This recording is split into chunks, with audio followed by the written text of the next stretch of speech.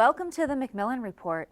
I'm Marilyn Wilkes, your host, and our guest is Emma Skye, a senior fellow at the Jackson Institute at the Macmillan Center, where she lectures on Iraq and Middle East politics.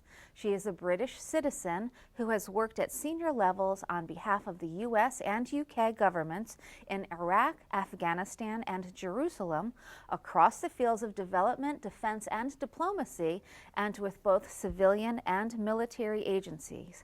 Today, we talk with Professor Skye about her new book, The Unraveling: High Hopes and Missed Opportunities in Iraq. Welcome, Professor Skye. Thank you. Let's begin with an overview of your book. Tell us about it. The book tells about my experiences in Iraq.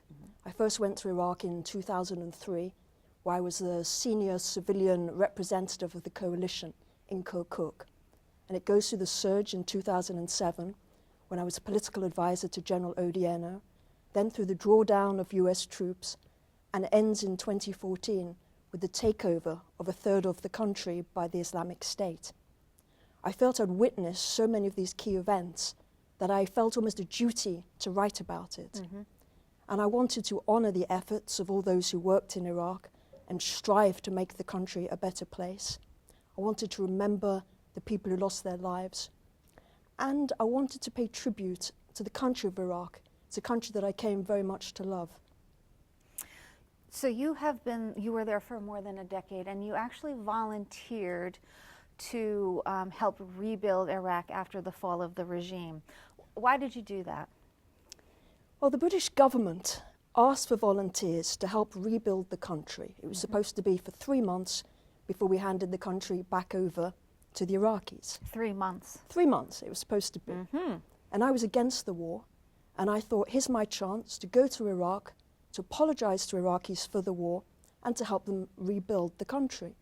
I'd worked for a decade in Israel, Palestine, and I felt I had skills to contribute in conflict mediation and institutional development. Okay, so in the decade or so that you were there, how would you categorize your experiences and the time you spent there? It was the most challenging experience of my life. I was nearly killed a number of times. Wow. And people I know lost their lives there. But I grew as a person. I made extraordinary bonds with American soldiers, and I made really great Iraqi friends. Tell us about daily life. What did you do on a daily basis? Give us some examples of what it was like for you. No day in Iraq is the same. So it's very difficult to talk about a typical day because it wasn't a typical day. Okay. But the morning would start very early. It would be going to meetings with the US military, where all the events of the evening, the day before, were covered, then deciding what was the schedule for the day, and then going out. So often I would go with General Odeano to visit troops, then we would go and have meetings with Iraqis, right the way through till 7 or 8 o'clock, and then at night I would go out and see more Iraqis. Were you in the middle of any kind of gunfire? Well, I'd only been in Iraq a week when my house was attacked with me in it. And So how was it attacked? Insurgents came to the front door with rockets. And the rockets came into the house, but fortunately for me, they exploded between the ceiling and the bed where I was sleeping. So I was very fortunate, and that was in my first week.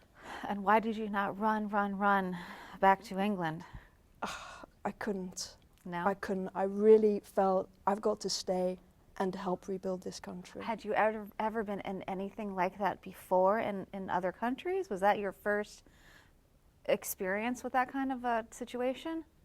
Well, I had worked in Gaza and the West Bank before, so I was used to a difficult situation, but I never experienced anything like Iraq when I myself could be a target, let alone just in the wrong place. Right.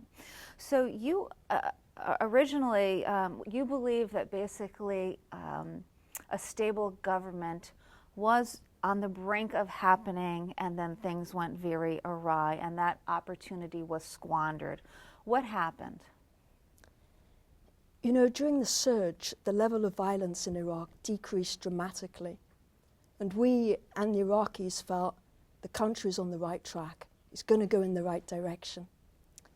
In 2010, the national elections were held, high participation, and the results were very, very close, contested results.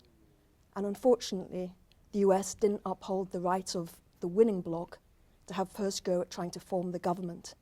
Instead, the US government insisted on keeping the incumbent, Nouri al-Maliki, in power. And why did they do that, do you think? I think because it appeared the easiest option. Obama had campaigned to end the Iraq War. It seemed easier to keep the incumbent rather than trying to help a new government be formed with a new leader. And unfortunately, Maliki then went on to follow very sectarian policies, alienated the Sunni population. There were widespread protests, and the Islamic State rose to power. So in that moment, when that occurred, what was going on in your head? Did you know right out that that would be a terrible decision? Yes, I did, because it meant that people wouldn't trust the system. It's a very new system. People have got to believe that change comes about through elections rather than through violence. If they try elections and they can't bring about change, then they lose faith in the system. So the people on the ground like yourself were they not saying to the US government, listen, this is a mistake? Yes, no, Yes. this was a big internal debate. Okay. And unfortunately, those who said, look, give the winning bloc first go, it might not succeed, but at least people could see the elections have been honoured. Right. The guy who won the elections gets first go at trying to form the government. If he fails, it goes to the next candidate. Okay. So unfortunately, then that was the decline to where we are today, or were there subsequent mistakes as well made? That was the major major mistake, one. because it was very difficult to recover from that afterwards. So today, what do you think needs to happen in Iraq for a stable government to develop? I think it's very difficult to form a stable government in Iraq. The Islamic State needs to be defeated. The Shia militias need to be demobilized. And you've got to push Iran back out of Iraq. And power needs to be decentralized away from Baghdad to allow the provinces more say in their own affairs. Do you foresee yourself going back there and continuing the work that you had been doing? I don't foresee myself going back to Iraq to work, but I go back on a regular basis to visit my friends in Iraq. And what is their life like now, given the current situation? It depends. It's very different in different parts of the country. In the south, where the majority of the population is Shia, there's progress being made. People's standard of living is improving. In Kurdistan, there has been good progress as well. But in the Sunni areas of Iraq, there's massive population displacement. Lots of people have been kicked out of their homes or have fled in fear. What do you think the future holds for Iraq, It's hard to be optimistic. realistically speaking? It's hard to be optimistic about the future of Iraq. But it's a land with a great history. It gave the world the written law, first settled agriculture. It's where the Talmud was written. Baghdad used to be capital of culture of the Arab world.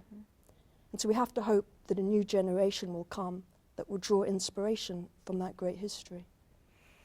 If there's one thing that you'd like readers to take from your book, a lesson perhaps, what would it be? I think the lesson would be a lesson of common humanity, that really there's much more that unites us than divides us.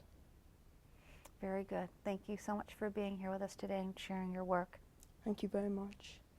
For more information about Professor Skye and her book, please visit our website at yale.edu/Macmillan Report. Be sure to join us again for another episode of the Macmillan Report, made possible through funding from the Whitney and Betty Macmillan Center for International and Area Studies at Yale.